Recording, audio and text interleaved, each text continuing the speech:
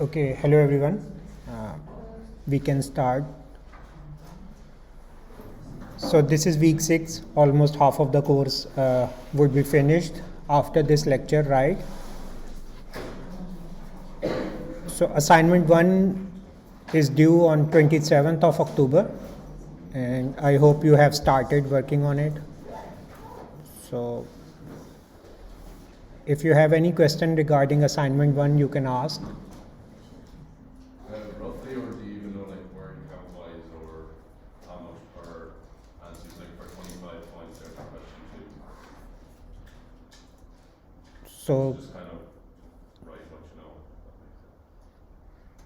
know. sorry, I didn't get like. Like, is there a certain amount of paragraphs you want for a certain? Yeah, it's mentioned that at most 4 to 6 sentences, even 4 lines are enough. Yeah, Okay. yeah. So in short, like I don't want to write you long essays on different things. Even if you are clearing some concept in 3-4 lines with some example, that's fine. Okay, but in your own words, not copy paste from the internet or from the book, right? Okay.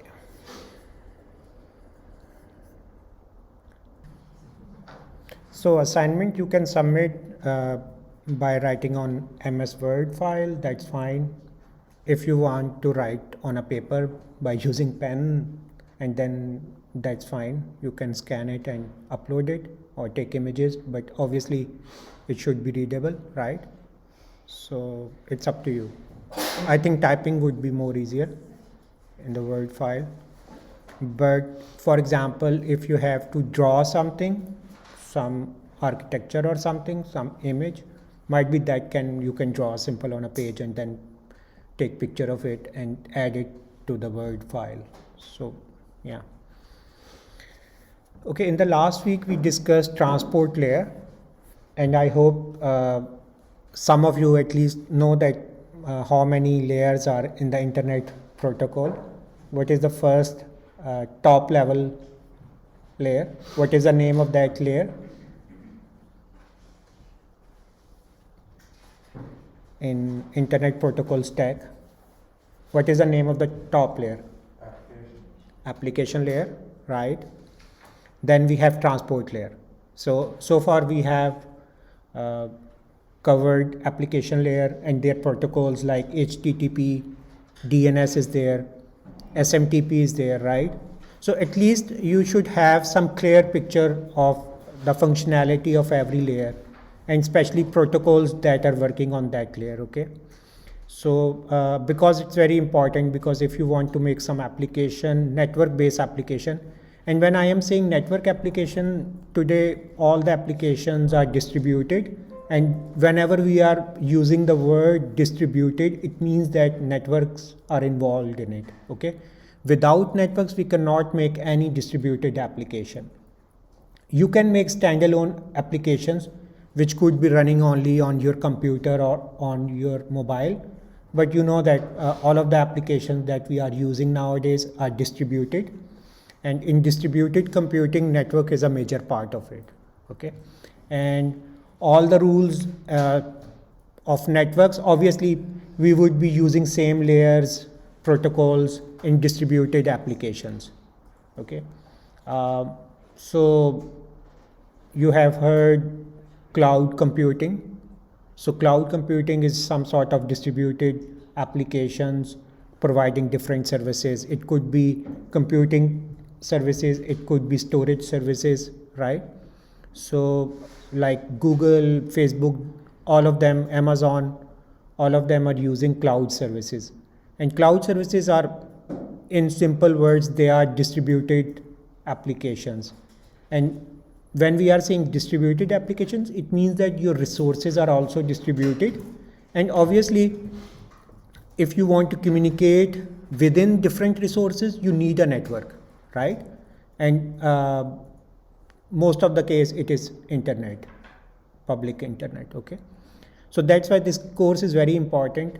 Like if you want to pursue your career in IT related fields, then definitely networks or distributed applications are very important. Even if you are not interested in IT, I don't think so any business can now run without IT. Okay, so at least you should know the bigger picture of the internet, bigger picture of the distributed applications, so that you should know that okay, if someone is proposing something, you should know that okay, this is not possible if we are using TCP or if we are using UDP. This sort of clearance is enough for you people, at least, right? Even if you are not trying to pursue your career in IT related field. But every business, like we have discussed this thing, without IT, without internet, you cannot imagine that. Obviously they must have some sort of limited coverage, like, but without IT, obviously they cannot expand. Okay, you know, there are like in Australia, few years back I was there, so there were some forms of prawns, right? And what they did is that like they put sensors in the forms in the water, and on the basis of voices of prawns they know that okay, they are hungry. Okay, and even how much they are hungry, they have to put 10 kg of food or 5 kg of food in the water. Even there are so many cattle farms. I don't know in Ireland people are doing this thing or not, but in many other parts of the country, what they do is that like they put some sort of counter in front of like cow's mouth, so that they can compute by the end of the day that this cow like eats a lot or not, how much time they chew different things. There's just a counter of chewing sound, so that okay, this particular cow or sheep needs more special feeding so that they can get full nutrition or not. So people or farmers are using this sort of technology in their businesses. So for this purpose, obviously they placed sensors, and from sensors data would be transferring through networks to the main computer, let's suppose to this laptop. And on the laptop I can see okay, this cow number 23 is not eating enough, so there must be some problem or something else, right? So even if you are not trying to pursue your career in IT sort of thing, but I think nowadays only businesses can expand. Any type of businesses, even if they are logistic businesses, if people are only running trucks or transferring some goods to other cities, they do need IT services.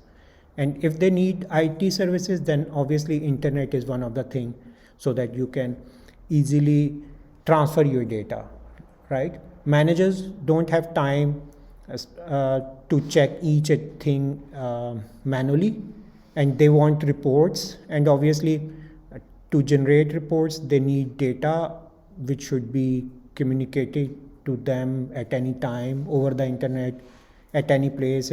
Even if they are at home, they can open applications and they can see different side of reports, sales reports or marketing reports, right? So that's why this internet course is very important, because it will give you different ideas how you can expand businesses, how you can suggest businesses. So expectation from you people who are doing 4 years degree is not just like saying that okay, 2 plus 2 is equals to 4 to the businesses, but to generate new ideas so that these businesses can be expanded. Okay, so even if you are planning to start your own business, you must have knowledge of the internet and IT services. Although you can hire CS people and IT people for you to work on, but still, if you have a very clear picture of limitations, bottlenecks, then obviously you can suggest and you can innovate different ideas. Okay, instead of just relying on IT people that okay, this is not possible, you would say okay, it is not possible. If you know a little bit of it, then you know you can suggest okay, this sort of things can be done. So we have discussed this slide hundreds of times. So one more time more, so that you must know that internet has 5 layers, and top layer is application layer, which is dealing with GUI, graphical user interface of any application. And then we have transport layer. We discussed this transport layer in the previous week. What are the two famous protocols of transport layer?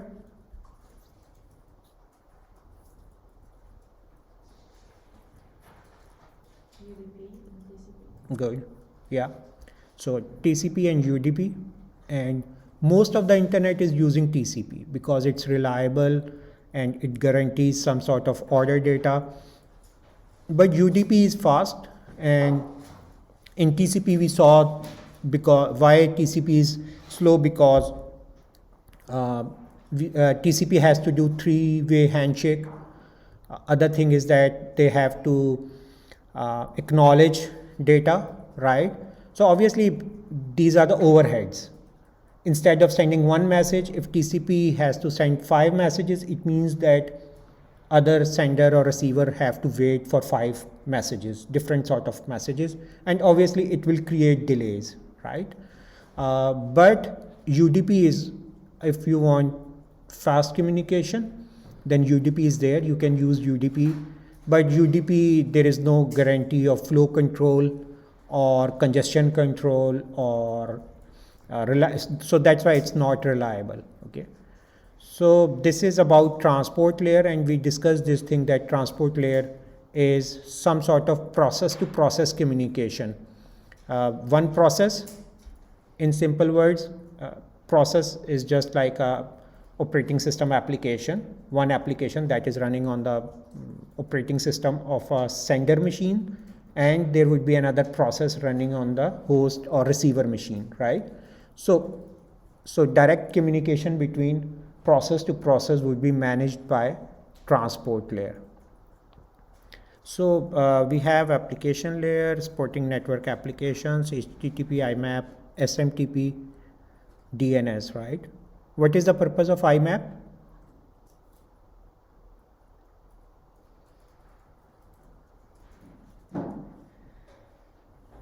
What is the purpose of this protocol, IMAP? Is it for receiving emails? Yeah. So SMTP is to send your emails. IMAP is for receiving your emails. Okay, good. So then we have transport layer, process to process data transfer, TCP, UDP. Today we would be discussing network layer, and even half of the lecture of next week we would be discussing network layer, because this is very important. IP addresses, routing, forwarding, we discussed this thing that routers have 2 properties, routing and forwarding, right? So forwarding is just like local forwarding, like if you want to go from Galway to Dublin, so you have to plan your route. Okay, you would go by motorway. What is the number of motorway to Dublin? M6? Yes. M6, right? Or otherwise you can take some national highways sort of thing, but you have to plan it, right? This is routing. But the forwarding is that, okay, how you will go to M6 from here, okay? Local selection of paths within Galway. So this sort of thing is forwarding, okay? Someone is coming or someone is passing through Athlone. So what would be the input port? Would be the, let's suppose, traffic from Galway, but the output port would be traffic towards Dublin, because there would be some other paths going somewhere else. Okay, same is the case with routers. So routers, we have placed different routers, and we discussed this thing that routers are very important to communicate outside your network. NUIG is making one network, all the computers that are connected with this Wi-Fi is connected, basically is making a small network, local area network sort of thing, and then all local area networks of NUIG are making one network of NUIG. And if you want to communicate within NUIG network, you don't need routers. Routers are for external world communication, okay? If you want to send your data from NUIG to Stanford University or DCU or some other university, then you do require routers on the way, okay? So routers sort of thing would be handled by network layer. That's why this layer is very important, because without the functionality of network layer, we cannot send data outside the world to other world, okay? So in networks layer, routing of datagrams from source to destination. So basically datagrams are just like packets or frames, but in network layer we are calling them as datagrams. So no difference, technical no difference, but obviously this datagram would contain header of network layer as well, okay? So here we have IP, Internet Protocol, and routing protocols. We will discuss today IP version 4 and IP version 6. What is the difference between IP version 4 and IP version 6? Because all the IP addressing is because of this IP sort of thing, okay? And we discussed this thing that if this machine wants to communicate with some other machine outside the world, it should have some distinct IP address, okay? Otherwise communication is not possible. So this IP protocol would be handling this sort of thing, that how it will assign, and you can imagine that billions of people are using right now different laptops or even mobile smartphones, right, at a time. So how is it possible that we can assign them billions of unique IPs, right? So we will discuss this thing, that how ISPs are assigning, how different networks are assigning unique IPs. So and how routers will know, okay, if I'm using this my smartphone at NUIG, and I then just close it or shut it off, then after 5-6 hours I am in Dublin. How is it possible that when I would be connecting with the internet, I can still get my WhatsApp messages and other messages, okay? So how quickly routers can transfer or change their data. So we will discuss this thing in these lectures. Then we have link layer and data transfer between neighboring network elements, hop to hop communication, okay? So hop to hop communication is that if I want to send data from this laptop to this router, Wi-Fi router, don't confuse Wi-Fi router with actual routers. They are different, okay? So it's just like a LAN or Ethernet switch, or it's just a switch sort of thing. But because it's a Wi-Fi and people say Wi-Fi router, so Wi-Fi router it lies at link layer, okay? That's why this protocol or standard 802.11 is for Wi-Fi. So hop to hop communication can be done through link layer, and we will be discussing in upcoming weeks this layer as well. And then we have simple bits on the wire, we have physical media, optical fiber or coaxial cables, right? So actual physical things would be discussed in this layer. So so what is the functionality of a network layer? The main functionality is, obviously we will understand basic principles behind this network layer and its services, and we divide this network layer into two things. One is data plane and second one is control plane, and we will be discussing data plane in this lecture and control plane in the next week. So network layer service models, what is the difference between forwarding versus routing? We discussed this thing, and how a router works, okay? So is it not possible to store billions of entries in each router, right or wrong? Like, is it possible to store, obviously you can use some DBMS, some database, but obviously it's not scalable, okay? So, and searching in a billions of entries for each packet is very time consuming, right?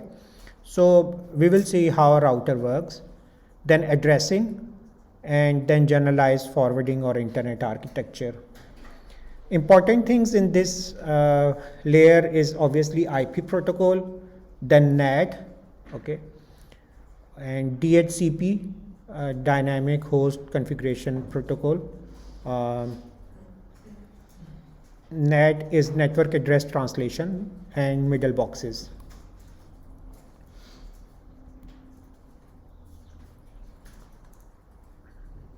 So this is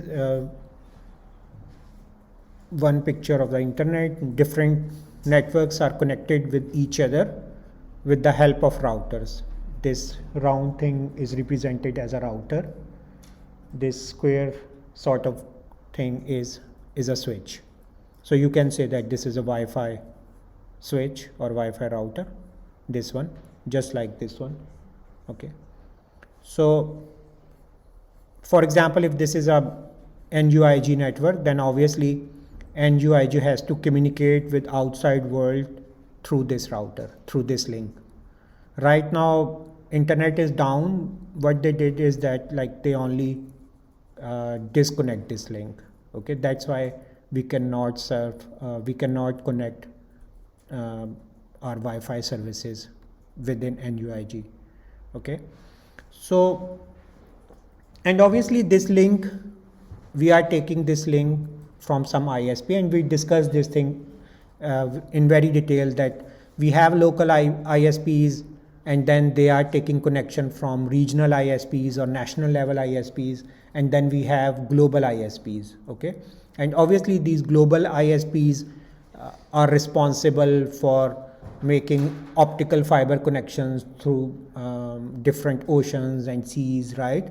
So, so they are global ISPs.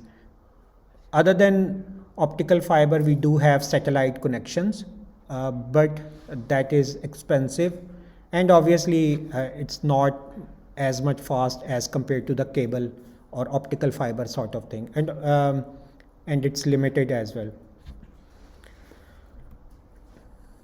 So transport segment from sending to receiving host, for example, from here, right? Sender encapsulates segments into datagrams, passes to link layer, right? And receiver delivers segments to transport layer protocol. And network layer protocols in every internet devices, host and routers, right? So obviously this would be sent via this link to this machine sort of thing. But this layer will determine how, because you can see might be packets can go in different directions, right? Then how this path is selected, right? So this network layer, one of the important functionality of this network layer is to determine a path between sender and receiver, okay? So, and then how this router will know, okay, this path is selected, that's fine. But how this router will know I have to send this packet to this router, not to this router, okay? So this is forwarding. Selecting a global path is routing, and determining internally for a router to send data to which other router, connected router, is forwarding, okay? So we can say that globally, global sort of thing would be determined by routing, and then local sort of thing is related to the forwarding. So routers examines header fields in all IP datagrams passing through it, moves datagrams from one input ports to output ports to transfer datagrams along end-to-end path, okay? So I told you that like you can consider input ports and output ports just like this thing, right? It means that it has some inputs and then it has 2-3 cables out as output. So if this is a router, this machine is a router, then obviously this router has to decide, okay, if data is coming from here, from this black cable, then should I send to this one or this one? Okay, so this is forwarding. So they are physical links, right? So routers have to examine, and obviously routers would be doing on the basis of headers, fields in the data. So forwarding move packets from a router's input link to appropriate router output link, and routing is simply determine route taken by packets from source to destination. For this purpose, we need routing algorithms. So we discussed this thing that just like an analogy of taking any trip from one city to another city. So this is forwarding, but from here to here, this is routing. So any question about the basic functionality of network layer? What is the purpose of network layer? Any question?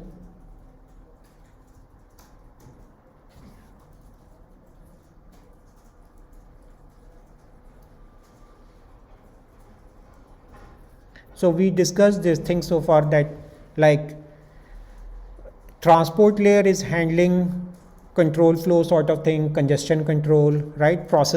They are communicating through processes to processes. But obviously to send data, we need network layer functionality. So data plane is like local pre-router function.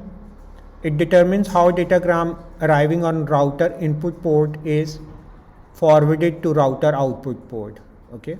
So if this data is coming to this input port, right, then how it will determine that it should go to 2.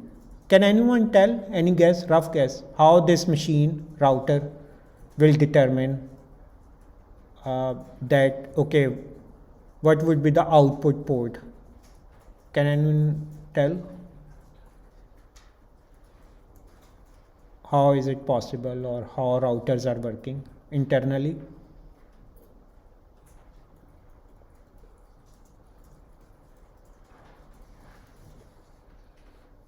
You can take 30 seconds to think, no problem. Like, how is it possible that one machine, you can imagine router as a one computer, one small machine, okay, which has some computing power, which has some memory. So you can say that, okay, router is just like a computer. So if this computer is receiving some packet and it has 3 output ports, how it will determine where to send or where to forward that data? What do you think? It's using the computer's IP address? You mean IP address that is coming from the packet, right? Because in the previous week lecture we saw that like in a frame or packet, source IP address and destination IP address is there, right? In the packet we add that thing.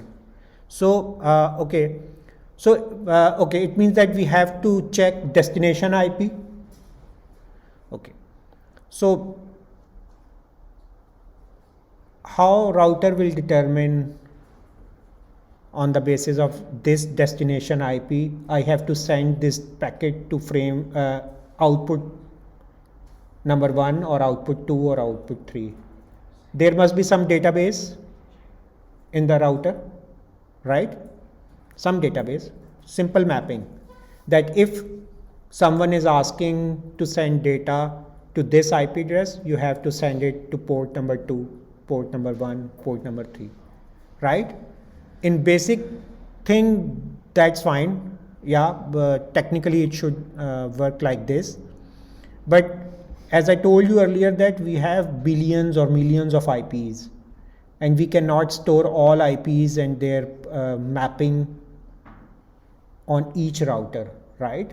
And especially when IP addresses are keep changing, right? So we will see this thing in today's lecture, that technically routers database is very, very small, few entries, 10, 20, 40 entries, but they have defined some ranges. Okay. So it just like that, like for example, I am working as a router and sitting here, and students are coming and they are asking for some direction. Okay.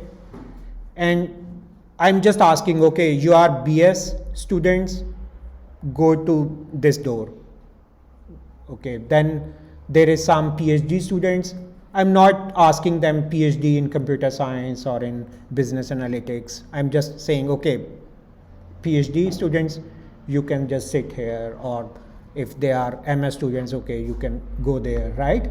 So it means that I have defined some ranges, and on the basis of ranges, I can simply forward that packet to this output port, okay? And that's why this database is very small and very fast.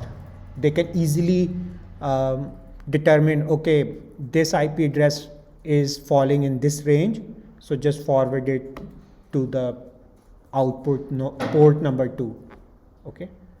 So we will see this thing in more detail. And other thing is that this sort of database information would be shared with other routers as well, all the connected routers as well. So, so that other routers may know that, okay, the router connected with at port 2 can send data to this range. So that's why this information would be propagated with all connected routers, okay? So because they have to determine path as well. So that's why they know that, okay, if I have to send data to the Facebook server, then because of sharing of information, their mutual sharing of information, they know that, okay, if I send this data to the, let's suppose port number 3, it will send data to the Facebook server, okay? So in control plane network-wide logic, so it determines how datagram is routed among routers along end-to-end path from source host to destination host. So in data plane, we would be discussing forwarding sort of thing. In control plane, we would be discussing routing. And in the next class, we will discuss what are the traditional routing algorithms and how they work. Network service model is very important because in terms of the internet service model is that it does not guarantee anything, okay? It only provides best effort services. So just remember that internet never claims any guarantee. It will not guarantee you that your data will be delivered, your data would be in order. So no sort of, just like on post, normal postage, okay? They cannot guarantee you that your letter or something would reach there, okay? But they say that we will try our best to send your packet from one house to another house. So similar sort of thing is with the internet. So guaranteed delivery or guaranteed delivery with less than 40 milliseconds delay, this sort of thing, or in other words, in order datagram delivery. So internet basically service model is best effort, okay? No guarantees. So you can see that quality of service guarantees bandwidth, no. They can say that, okay, remember whenever you are purchasing someone ISP connection to your house or something, they do claim that 5 GB speed or 50 GB or even 500 giga fiber optic speed, but it's not guaranteed. They say in ideal condition, infrastructure is for 1G or 500 gigabyte transfer thing, but there is no guarantee, okay? So bandwidth, none. Similarly for loss, sort of quality of service, no. Ordering guarantee, no. timing guarantee? No. So there is no guarantee by the internet uh, because the service model is best effort, right? So no guarantees on anything in terms of timing or in terms of bandwidth availability. So this is the comparison. Over the internet, there are some RFCs, there are few standards which do provide some sort of guarantees of quality of services, but obviously they are not implemented at a larger scale. And so, yeah. I have a question. Yeah. What does it mean by order? Order in the sense of, like, if you are sending your data and you are dividing your data in 10 packets and then you are sending it, then order guarantees that that packet 1 would receive before packet 2, 3, 4, 5. So no order of delivery. So just like if you are sending few gifts to someone, so that for example you have sending someone gift of his or her birthday and then Christmas, so there is no guarantee that Christmas gift would be reached first and then birthday gift would be reaching on 25th of December. So internet say we cannot provide this sort of guarantee. Okay, so okay, any question?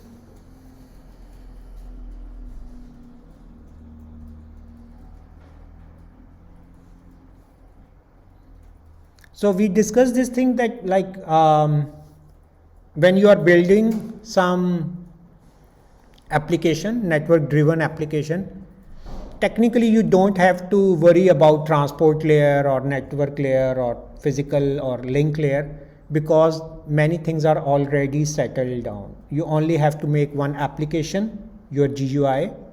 It would be communicating with application layer, and you would be only defining, okay, at the transport layer you would be using TCP or UDP sort of thing. And IP, over the internet you have to use IP protocol. You have to stick with IP version 4 or IP version 6. But obviously only 30 or 40% people are using IP version 6 nowadays. So, but still IP version 4 people are using it. So any question?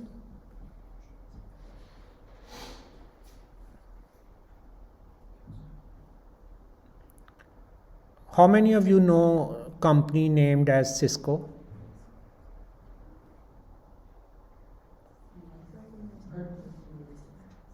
Cisco? Is that like a Zoom? Sorry? Is that like a Zoom service? Like Cisco Web? Yeah, services, but Cisco is famous for providing network hardwares. All Siemens, Huawei is also a very big company. It's not only famous for smartphones, but the main business of Huawei is installing network towers and providing routers, and so yeah, smartphone is just their side business, just for their kids. It's not their main business. Their main business is to provide network services. Same is the case with Cisco. Cisco is a just like a top company, you can say that, in terms of providing routers. And in Galway, we have a very good office of Cisco in near, I think it's Oranmore. Yeah. Okay.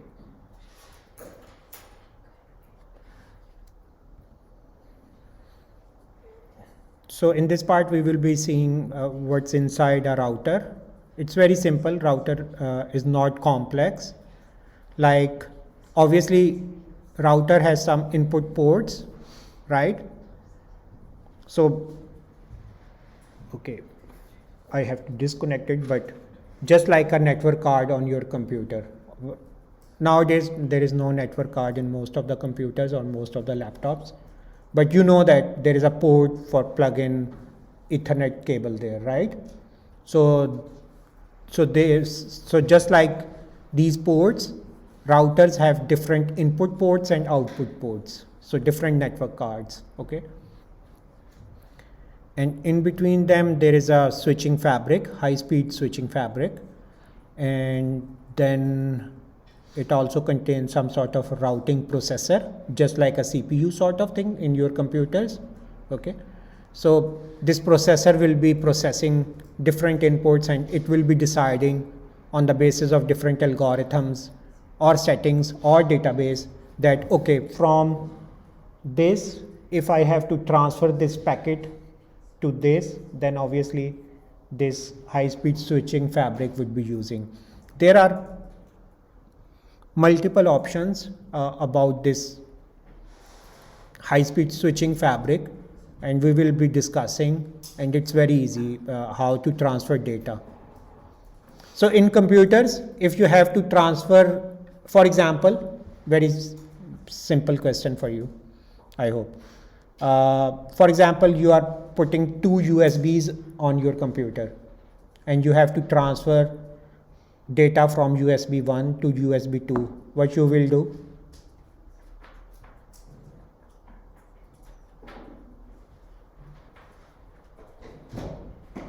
Do you know USB stick, right? Okay. So how you will transfer a data from USB 1 to USB 2?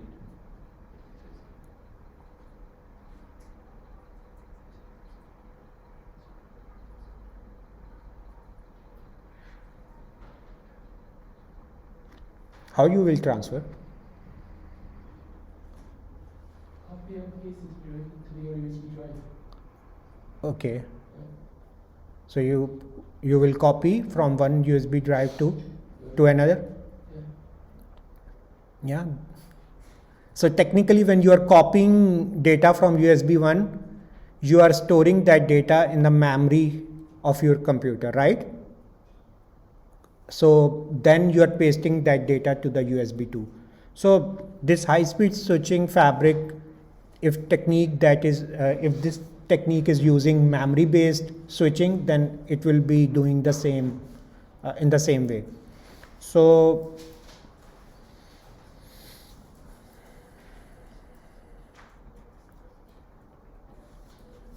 okay, input port functions, line termination, then link layer protocol, and lookup forwarding. So basically this is the main functionality of input ports, right? So just they are copying that data and sending to the, because input would have some memory, just like a USB has some memory, right? And output link also has a memory, and there is a middle memory as a switching fabric, okay? So yeah, so then we can discuss this thing. Okay, so we were discussing this sort of thing, that in every router we have some ranges, okay? So very small database, like, do you know what is the length of IP address? Or do you know IP address? Any IP address? Local host IP address or any IP address? Did you ever, like, whenever you are connected with your Wi-Fi router, obviously it would be assigned some IP address to you, local IP address, right? So in IP version 4, the length of the IP addresses are 32 bits, okay? So the length of any IP address, and that IP address could be local, or that IP addresses could be public. If you want to connect someone with someone, you need public IP addresses. Google, Facebook, or Amazon must have some public IP addresses, so that people outside Google network can connect to that IP address, okay? But the size of all IP addresses in IP version 4 is 32 bit. Okay, so just like this, and you know that 32 bits means 1010 pattern, some sort of thing, okay? So it means that in the router, they have some memory, they have some database that, okay, if some IP address is from this to this range, then simple forward this packet to the output interface number 0. Okay. And if some destination IP is belonging to this range, then obviously it will be forwarding to link number 1. So by this way, like you can see that there are only 4 or 5 entries for billions of IP addresses, because obviously if I change just 1 bit here, this complete IP address would be a different IP address. Okay. And you can see that like if it's 32 bit, so 2 raised to power 32, you can make this sort of IP addresses, and it's a very big number, 2 raised to power 32. So, and obviously changing 1 bit would be a different IP address.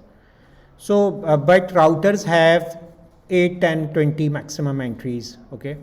So whenever there is some range and they know that, okay, for this range, I would be forwarding all the data that have destination IP address within this range, then just send this data to link 1. Okay.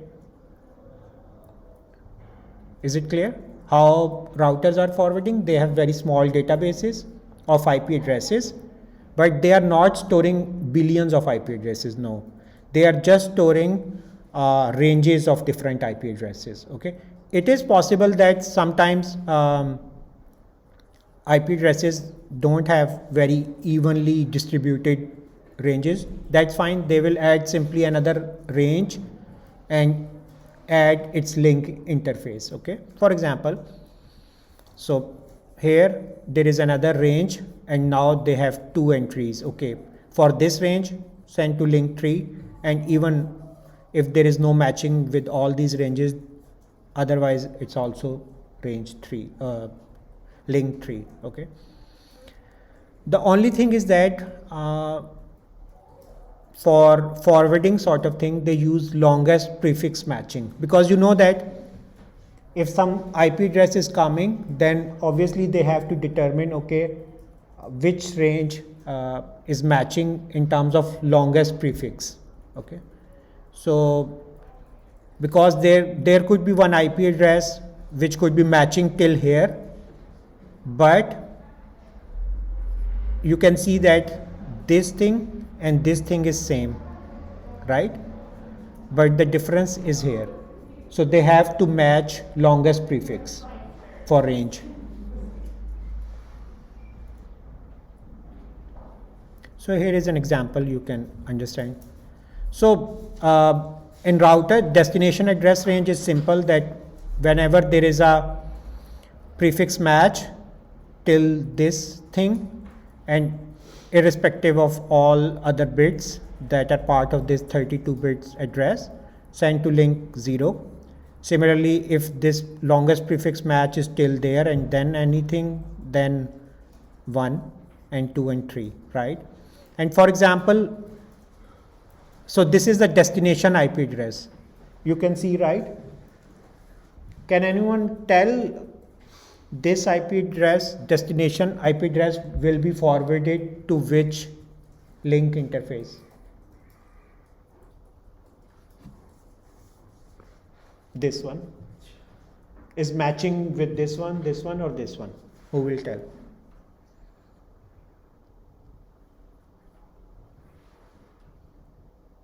First one? So,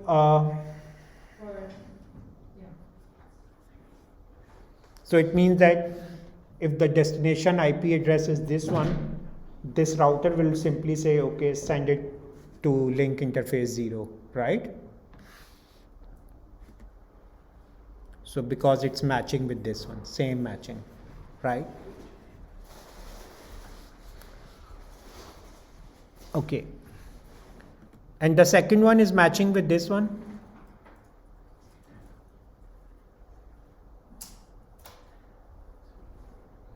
Or something else.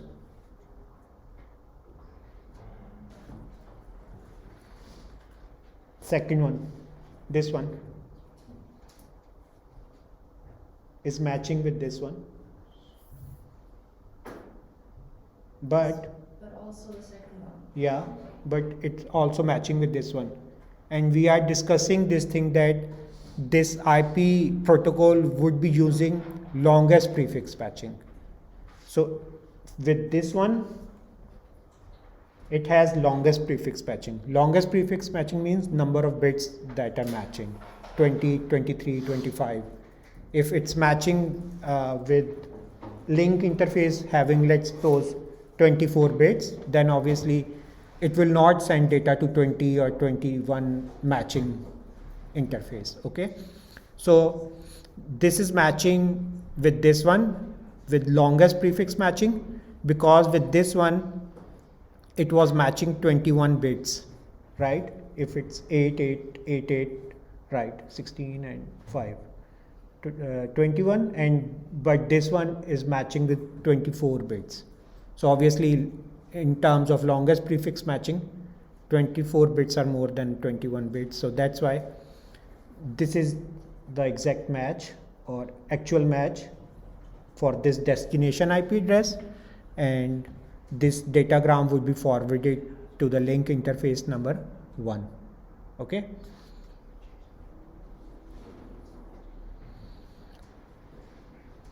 So we can stop here and take break of 10 minutes. Okay, we can start now. So we were discussing this longest prefix matching, and you can see because of longest prefix matching, it's very easy to match very quickly with some range, right? That's why, like here is one example, like for Cisco Catalyst router, very big router, they have around 1 million routing table entries. But because of this content addressable, or because of this longest prefix matching, they can find address within 1 clock cycle. Okay, 1 clock cycle is just like when we are talking about CPU 2.3 gigahertz, it means that it can process, this is the speed of clock cycle, right? So we discussed this thing that switching fabrics, we have different options. It could be memory based switching fabrics, but they were using in first generation of routers, and then people manage bus based switching fabrics.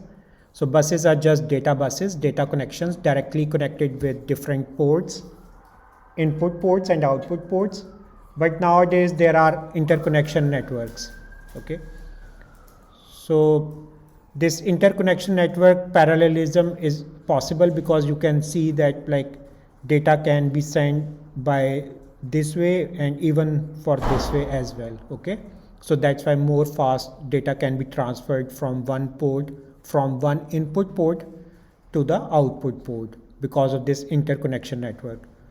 So obviously at input port there would be some sort of queuing. Okay, there would be some queue, and that's why we have delays. So these two slides are very important to understand that why we have delays over the internet and how data is lost. When we are saying that this data is lost, what is the actual meaning of this thing in terms of internet? Okay, because at routers we have input ports and output ports, and input port has queue, right?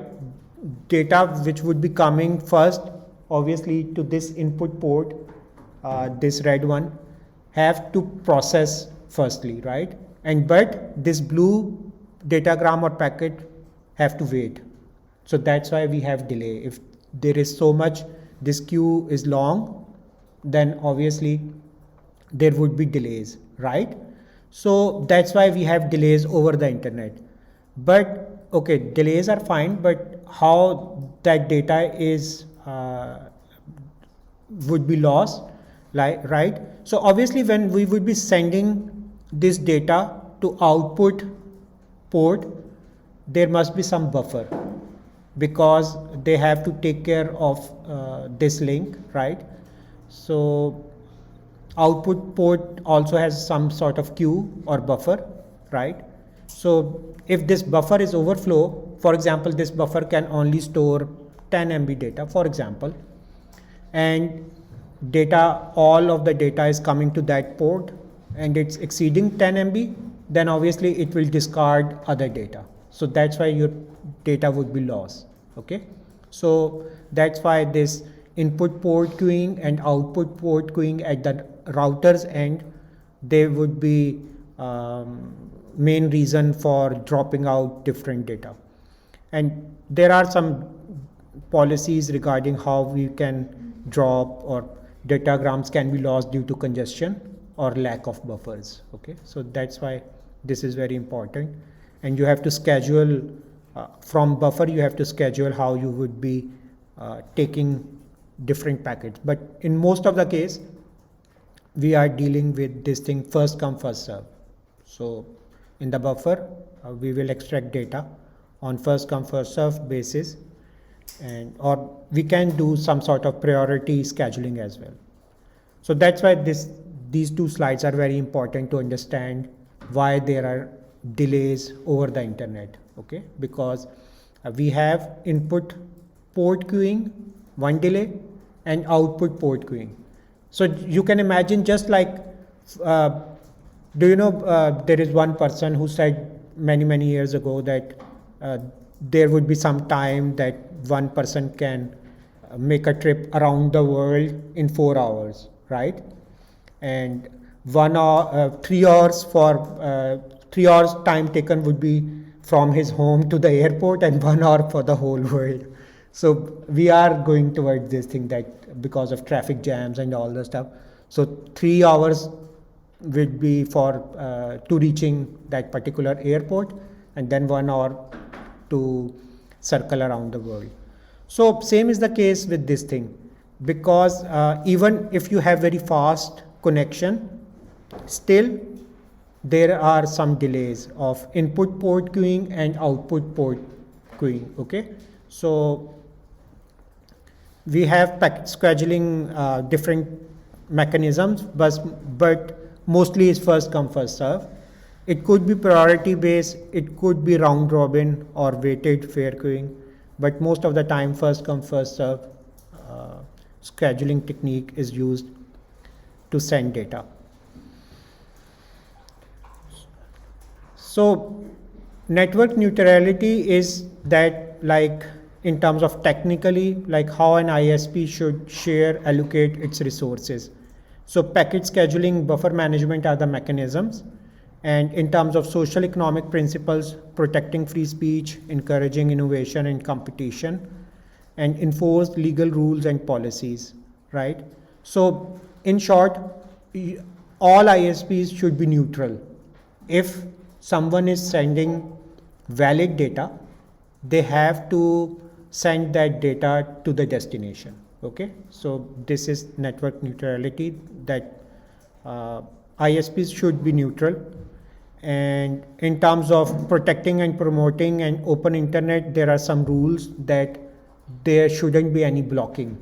Okay, shall not block lawful content, application, services, or non-harmful devices, subject to reasonable network management. So no ISP cannot block any legal or lawful content. Okay, no throttling. Obviously, if you shall not impair or degrade lawful internet traffic on the basis of internet content.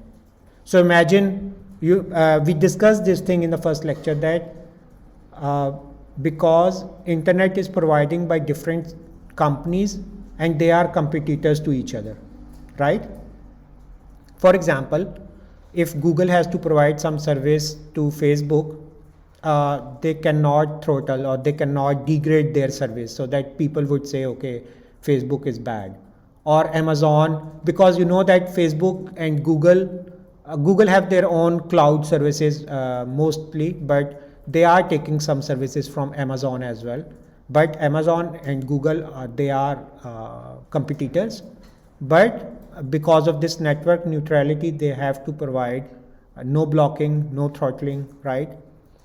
No paid prioritization, right? But nowadays, no one is following this sort of thing. Everyone is after money, so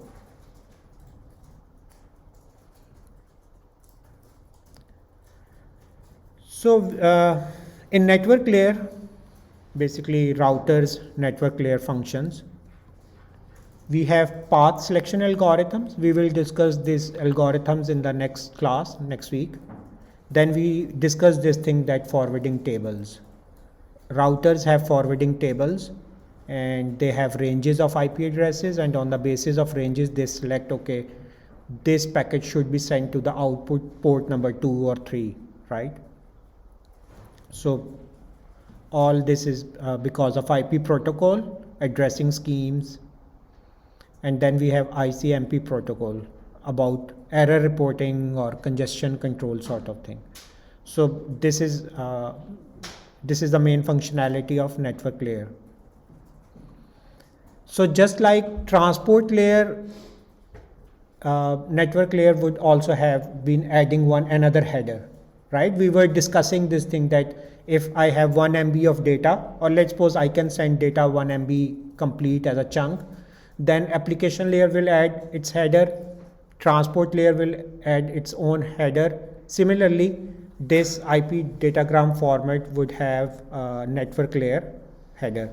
And so you can see that this payload data is a data which is coming from the transport layer that we discussed in the last week, right?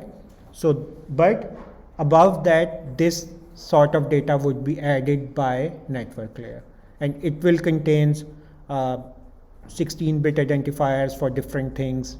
They have flags. In the next slide we will see it. And then source IP address and destination IP address. Okay. So IP protocol version number, it will tell version number 4 this packet is using, or version number 6 is using. So total datagram length. So maximum length is 64K bytes, but typically 1500 bytes or less. Okay. So it means that this datagram size could be around maximum 1500 bytes. Otherwise you have to split your data into different things. So there are different flags, time to live and TCP IP, some other information. This is important, 32-bit source IP address or 32-bit destination IP address. Okay. So overhead sizes are different. So we discussed this thing, IP addressing, that IP address is simply 32-bit identifier associated with each host or router interface. Okay. And when we are talking about public IP addresses, just remember that whenever you are connecting your computer to Google server, you would have same IP address as my computer, because we have limited IP addresses. And I told you that if billions of people are using IP addresses, obviously we cannot assign them unique IP addresses to all of them. Okay. So but ISPs, for ISPs, what they did is that, like, they will assign same IP address, but they know that, okay, this IP address and this, and they also assign some local IP address to this particular machine. And on the basis of that, they can simply identify that, okay, this request was made by this computer. Okay. So for external communication, they would be using one IP address, one public IP address. Okay. But they will be assigning same public IP address to all these machines. But all of these machines have some local IP address as well. And on the basis of that local IP address, they will forward that data to this particular machine. Okay. And obviously they also know the MAC address and they will match it. And we will discuss this thing in more detail when we would be discussing Ethernet, how this Ethernet works. But in short, you can see if this is one network, right? Then this link has only one unique IP address. Okay. So this router will send this data to this network, but then Ethernet will discuss, okay, find out, okay, this request was made by this computer. Okay. So, but for this computer, the unique IP address, public IP address, I'm again saying not local IP address. Public IP address would be same for this computer over the same network. Okay. So that's why for this very, very big network having 10,000 nodes, 10,000 computers, there would only require one public IP address. Okay.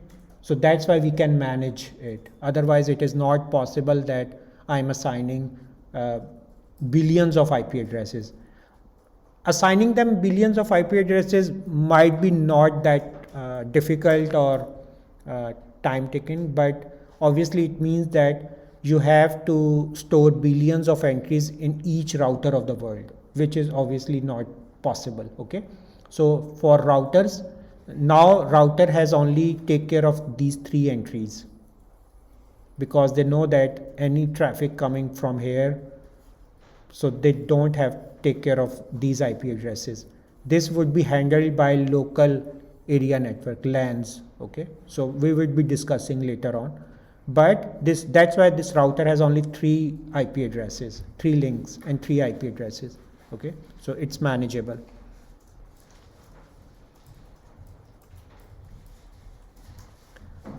So,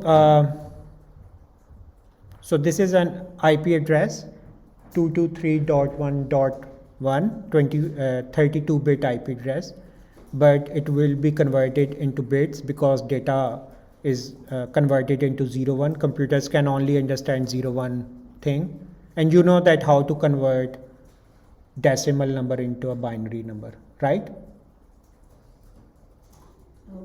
No? It's very easy. Let me check if I can write pointer options. And so binary, if I have to convert, let's suppose 223, right? So technically I am just dividing it with 2. Answer would be 111-1, remainder is 1, that's why 1 is there, right? Then I will divide it by 2 again. This is 5, again 5, and the remainder is 1. 27, 1.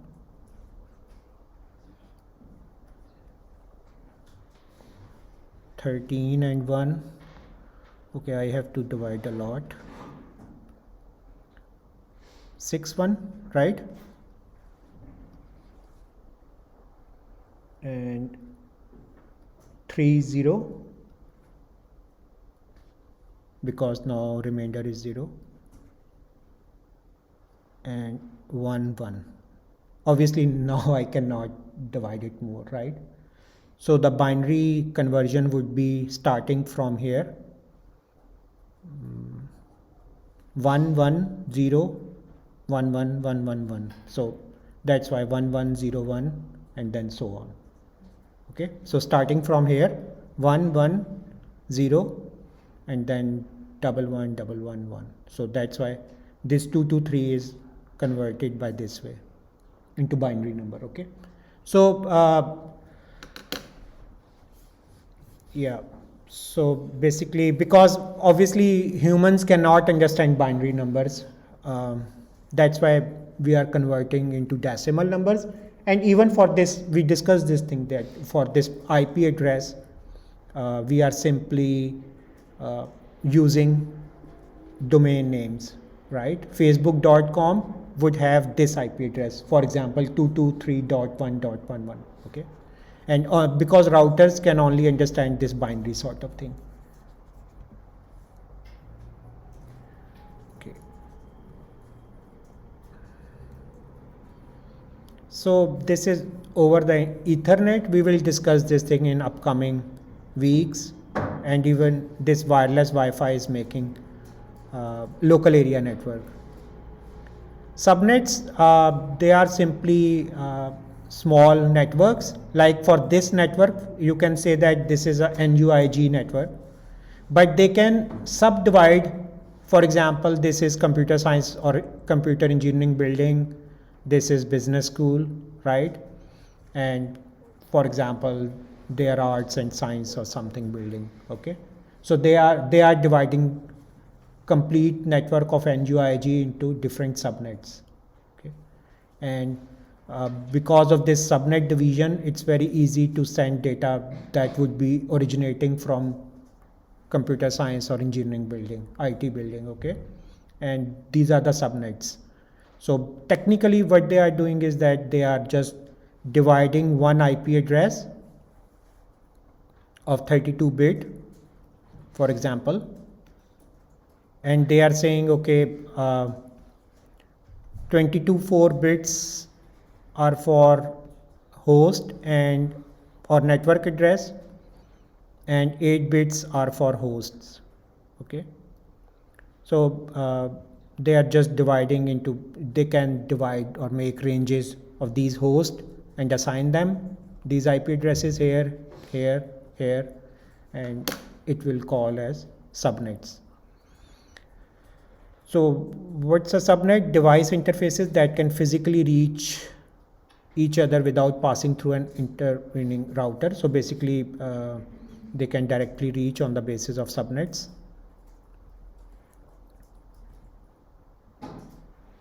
So we discussed this thing that some sort of isolated networks are there. So each isolated network is called a subnet. So in IP addresses, there is one concept of subnet masking. In masking, basically this would be used to identify as, okay, if this 24 means, okay, that out of 32 bits, 24 bits are for network address,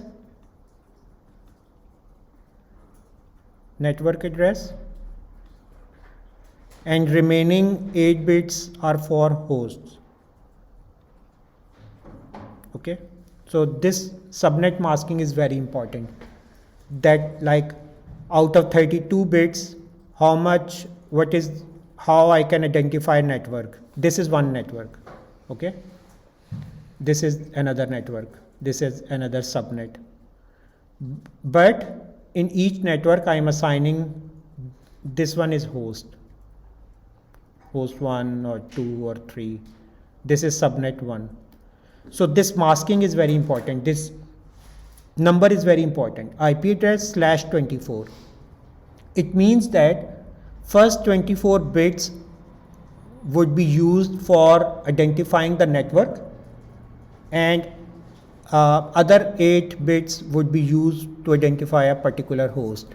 Okay, so for this, if 24 bits, so that's why here it is 0, right? So for next 8 bits, it would be starting from this 8, right? And the addresses will go to all ones, 8 ones, right? Right? So it means that I can assign host from this address to this address, and obviously previous 24 bits would be same for the same network, for one network. So all 0 means I will not assign this all 0 to any host, it will consider as a network address. And similarly, all of these ones I will not assign to any computer, it will be using as a broadcast address. If someone is sending data to this network address .1111, it means that I'm sending data to all hosts that are part of the network, broadcasting, just like a TV transmission, broadcasting. Okay, but in between I can assign different addresses to host. For example, okay, we have to work a lot for this sort of thing, but for example, there is one IP address with subnet mask is 30. Okay, this is for you people. So how many bits are for network address? if some IP address and subnet value is 30, then what is the length of network address? Who will tell? For example, okay, I will repeat question again. So we have 32 bits of IP address, right? In IP version 4. If I'm mentioning with some IP address /30, it means that network address, length of network address is 30 bits, right? Then how much or how many remaining? 2 bits out of like 32 minus 30 is 2 bits, right? So 2 bits, for 2 bits I have one address 00, what else? 01, 10, 00. 2 bits means 2 raised to power 2 is equals to 4. It means that I can make 4 addresses of host, right? But out of these 4 addresses, I cannot use this one. I cannot use, sorry, this is 11.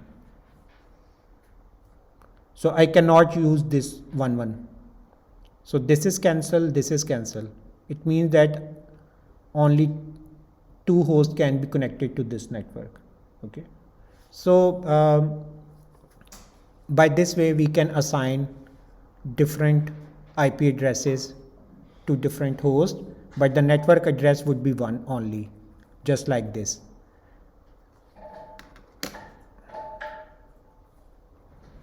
Any question? Basically it's an exam question, so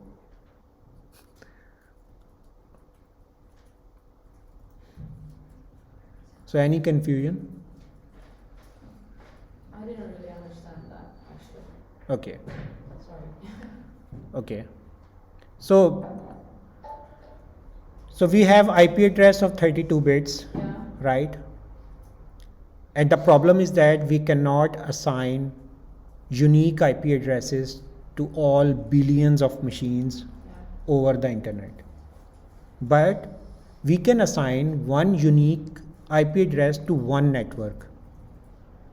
Okay? Even if it contains 10,000 machines within.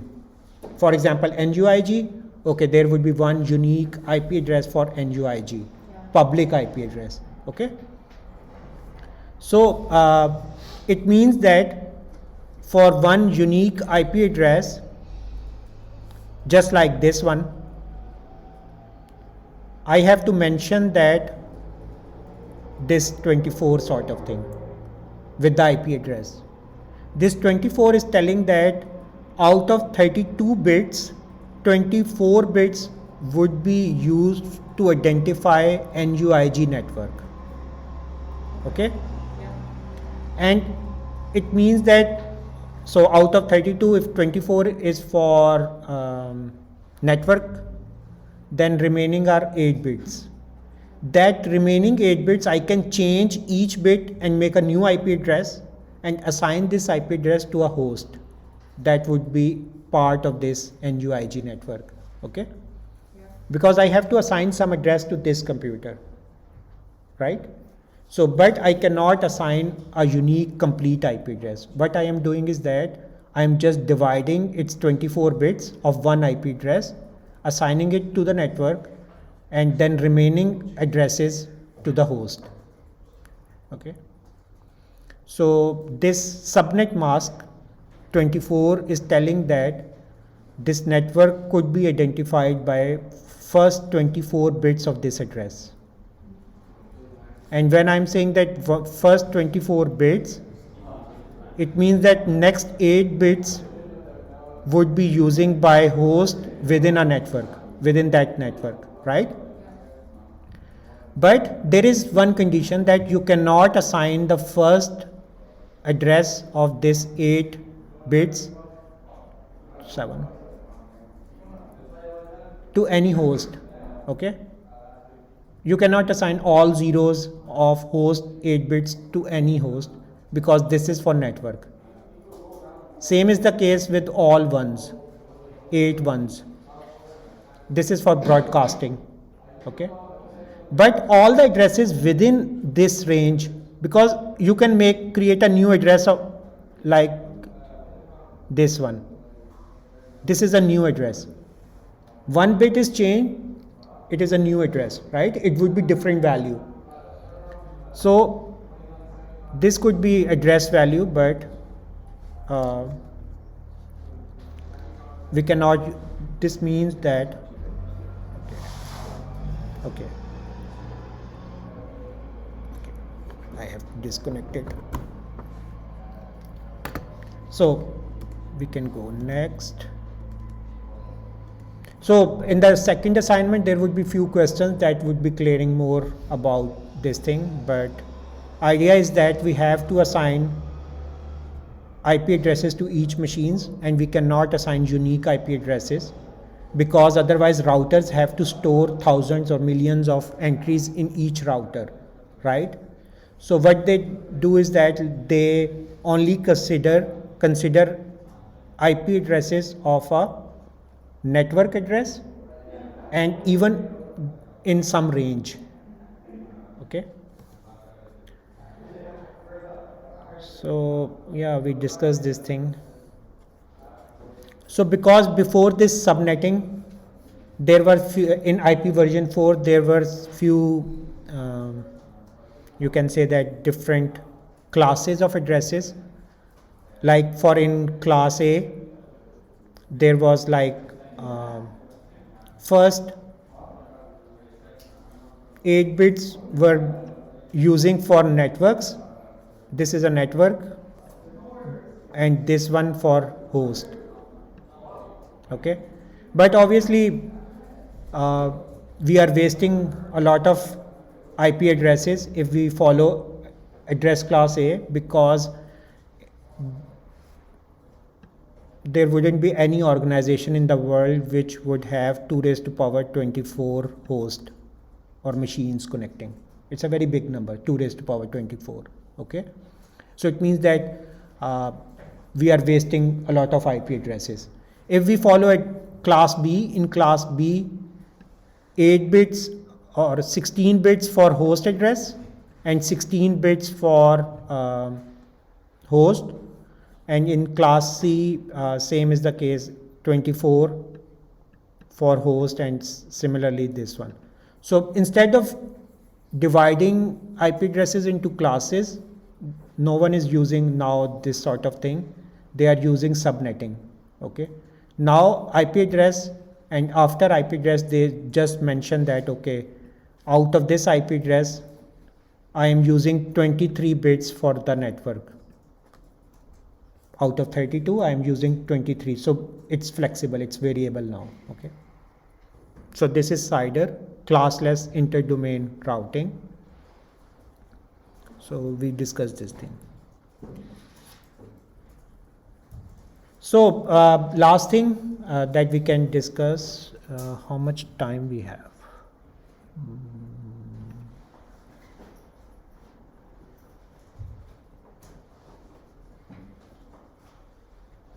Okay, 15 minutes, more or less. So another important thing that we want to discuss is another server.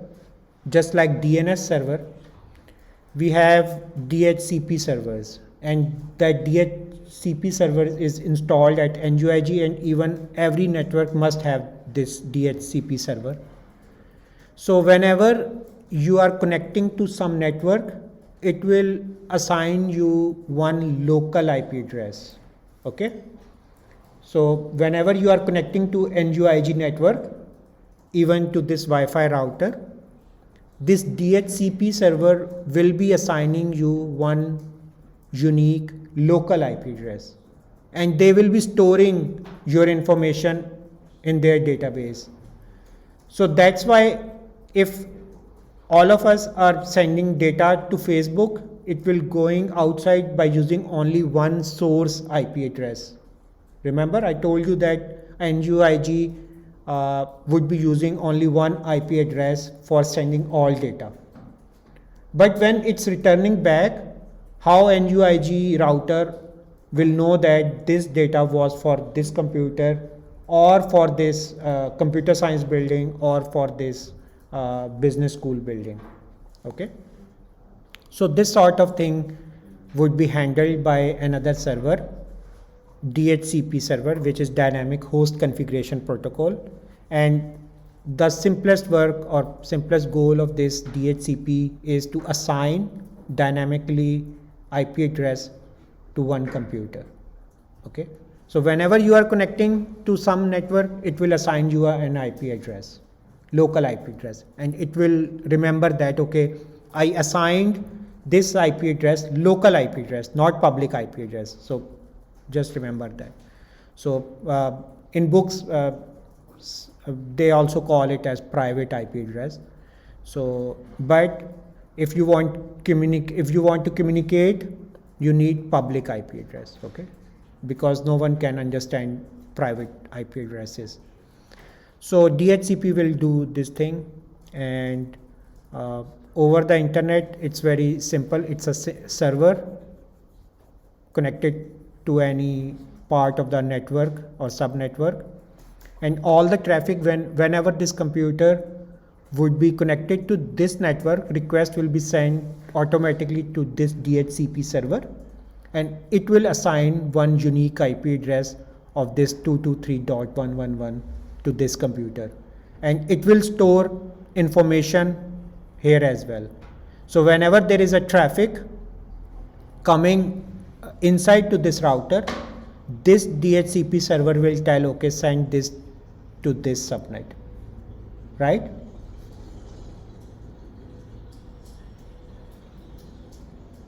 So DHCP server will be co-located in router serving all subnets to which router is attached. So for example, if this host is coming or arriving, DHCP client needs address in this network. So whenever we are trying to connect local network, technically we would be communicating just like this. So DHCP server, it will broadcast message. Is there a DHCP server out there?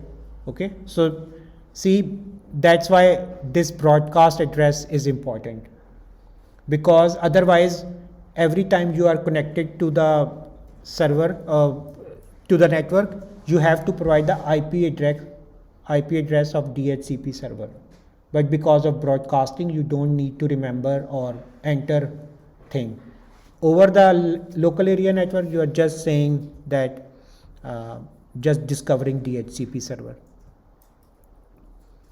So you can see that this is broadcasting. Then DHCP will say, I am a DHCP server. Here's an IP address you can use. So it will assign one IP address to this arriving client, and obviously acknowledgement would be sent back. So it will again broadcast, okay, I would like to use this IP address. Okay. Any question about DHCP server? Functionality of DHCP server?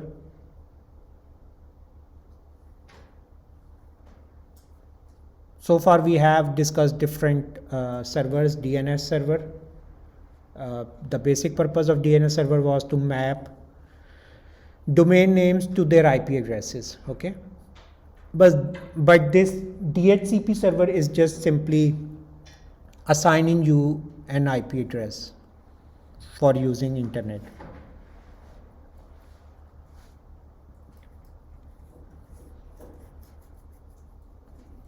And then there would be an acknowledgement as well.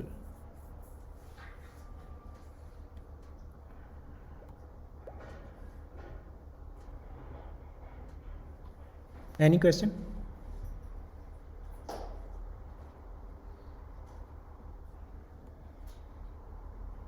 So we have discussed this thing that how does network get subnet part of IP address, and obviously because of this subnetting, first here in this case 20 bits are using for network address, and this would be assigned to the host.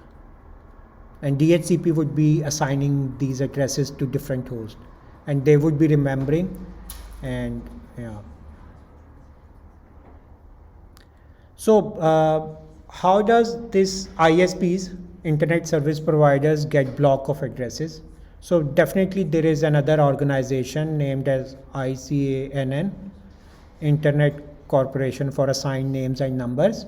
They do assign public IP addresses. Okay, so technically ISPs purchases different public IP addresses from this organization, and then ISPs would be assigning subnets to their local users. So for example, if you are using internet at your hostel or houses, so you are connected to the ISP, right? So ISP is assigned one public IP address to you, but that public IP address could be public IP address of another user of the same company, same ISP. Okay, but their DHCP server would be controlling that thing. Okay, this data is for this house, not for this house. Okay, or some other user. So they don't have thousands of public IP addresses, but each ISP would have very few hundred IP addresses. Any question?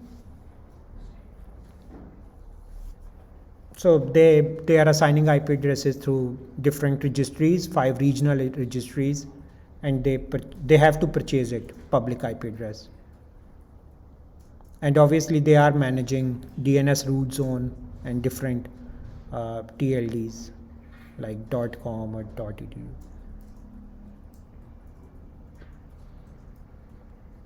Any question? And obviously because of this 32-bit length issue, that's why people are talking about IP version 6. We would discuss IP version 6 in the next class.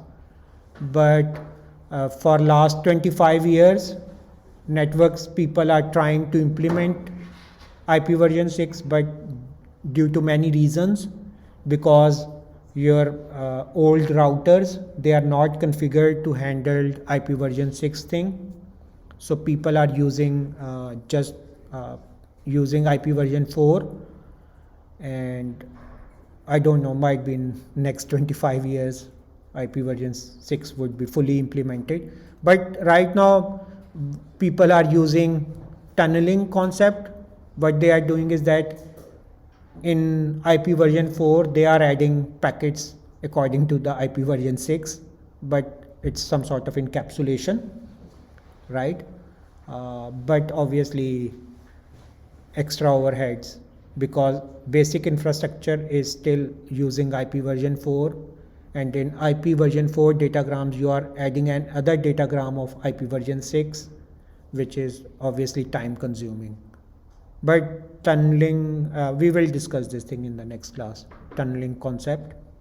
But this tunneling concept is very interesting, because by using this way, you know, VPN, virtual private networks, right? VPNs are because of tunneling concept. Like might be I cannot access internal NUIG resources over the internet, but by using some tunneling concept or VPN, I can assign this. Let's suppose I left this machine in my office and I want to access this machine over the internet from my home internet. I can easily access through VPN. So basically this is tunneling. Okay, so we would be discussing different very interesting applications of virtualization. Skype is using this sort of thing, but unfortunately I think no one is using Skype nowadays. Zoom is there or Google Meet is there. So but virtualization, tunneling is like banks are using this tunneling concept because they have to send data over the internet, but it's skewed. It's some sort of tunnel within the internet so that no one can hack their data. But still, you know that every month or few months in some countries, in many countries, even in US, data could be hacked or something because of cyber attacks.